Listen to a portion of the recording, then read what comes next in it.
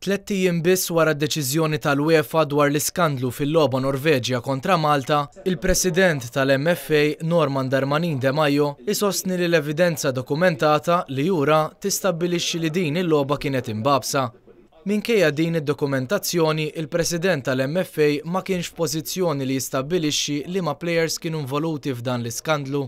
Il-każ tal-logħba Norveġja Malta kien trattat f'konferenza tal-aħbarijiet mill-MFA li fiha l-assoċjazzjoni għamlet il-pożizzjoni tagħha dwar id-deċiżjoni li fiha l-ex plejer tat-tim nazzjonali Malti Kevin Sammut kien sospiż 10 snin.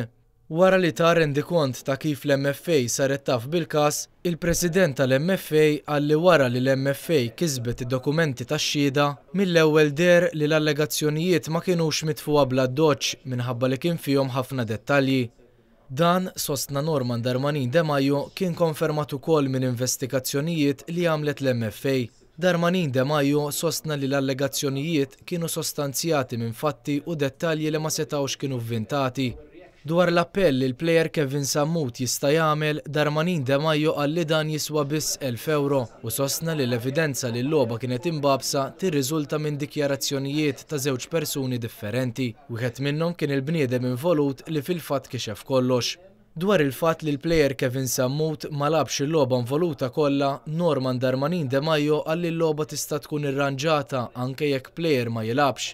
Darmanin de Maio qal li l-evidenza turi li fuq il-logħba Norveġja Malta intlabu 200,000 euro. Kemm il-President tal-MFA kif ukoll l-uffiċjali kollha tal-assoċjazzjoni esprimew id-dispjaċir tagħhom għall-ħsara li saret lill-futbol Malti u qal li d-deċiżjonijiet dwar din il-logħba ma ttieħdux mill-MFA għaliex din ma kienitx logħba organizzata minnha.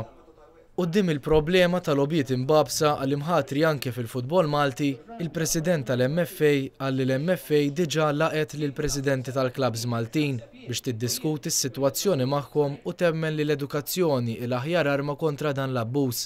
Għalhekk l-MFA se tiltaqa' mal-plejers, partikolarment dawk żgħażagħ biex tispjega l-implikazzjonijiet tal-abbużi.